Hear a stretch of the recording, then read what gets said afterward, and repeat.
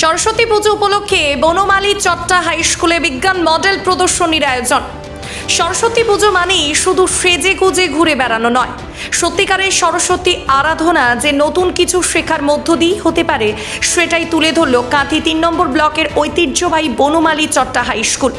বুধবার বিকেলে স্কুলের পুজো দেখতে আসা অসংখ্য স্কুল পড়ুয়া ও তাদের অভিভাবকরা দেখলেন এই স্কুলের পড়ুয়ারা সাধারণ জীবনে বিজ্ঞানকে কাজে লাগিয়ে কত সহজে বিভিন্ন মডেল তৈরি করেছে। কেউ তৈরি করেছে আবহাওয়ার আর্দ্রতা জানার সহজ পদ্ধতি, কেউ বা কয়েকটি বৃত্তের সাহায্যে সাধারণ যোগ বিয়োগ গুণ ভাগের সহজ পদ্ধতি। এরকমই অসংখ্য মডেল নিয়ে হাজির স্কুলের ছাত্ররা। এই মডেল প্রদর্শনীর উদ্বোধন করেন সদ্য অবসরপ্রাপ্ত সহ প্রধান শিক্ষক রমণীকান্ত পাত্র। স্কুলেরই প্রাক্তন ছাত্র অনিন্দ দাস কিভাবে উদ্ভাবন ও মেধাসত্ত্বকে কাজে লাগিয়ে এবছর ভারতবর্ষের বিজ্ঞানের সর্বোচ্চ পুরস্কার ভাটনগর অ্যাওয়ার্ড পেলেন, তারই বিভিন্ন অজানা দিক উল্লেখ করে বর্তমান ছাত্রদের উৎসাহিত করেন তিনি। এদিনের উদ্বোধনী অনুষ্ঠানে উপস্থিত ছিলেন পরিচালন সমিতির সভাপতি সুখদেব জানা, ভারপ্রাপ্ত প্রধান শিক্ষক গৌতম কর, ডক্টর দেবব্রত মাইতি, অশোক বর্মন, গোপাল কৃষ্ণ দীক্ষিত, শ্রীকৃষ্ণ ভূঁইয়া, সৌম স্নিগ্ধ জানা, ব্রজেশ দাস প্রমুখ। স্কুলে পড়তে গিয়ে বিজ্ঞানের বিষয়গুলি অনেক পড়ুয়ার কাছে রসহীন মনে হয়।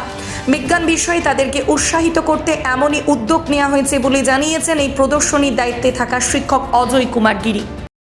স্কুলে পড়াশোনার ক্ষেত্রে অনেক পড়ুয়াদের আমরা দেখেছি তারা বিজ্ঞানটাকে রসহীন বলে মনে করে। তাই বিজ্ঞানে তাদের আগ্রহ বাড়াতে এবং উৎসাহিত করতে বনমালী চট্টা হাই স্কুল সরস্বতী পুজো উপলক্ষে এই বিজ্ঞান মডেল প্রদর্শনীর আয়োজন করেছিল।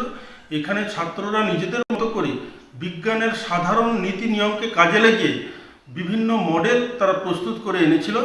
তাতে যেরকম আমাদের স্কুলের অন্যান্য পড়ুয়ারাও উপকৃত হলো, আগ্রহী হলো, তেমনি এলাকাবাসীও তারা খুব উৎসাহিত হয়েছে। আগামী দিনে আরও তারা বিভিন্ন বিজ্ঞানের মডেল নিয়ে হাজির হবে। আমি অজয় কুমার গিরি, এই স্কুলেরই পদার্থবিদ্যার শিক্ষক তথা এই বিজ্ঞান মডেল। সরস্বতী পুজো উপলক্ষে আমাদের স্কুলে আমরা নানা ধরনের মডেল তৈরি করেছি। তার মধ্যে হচ্ছে যে কীভাবে সহজে বায়ুর আর্দ্রতা মাপা যায়, তারপরে হাইড্রোলিক প্রেসারে কীভাবে কাজ করে, তারপর কয়েকটি বৃত্তের সাহায্যে কীভাবে যোগ বিয়োগ গুণ ভাগ সহজেই করতে পারবো, সেগুলো করেছিলাম। এবং আমরা পরবর্তীকালে স্যারেদের তত্ত্বাবধানে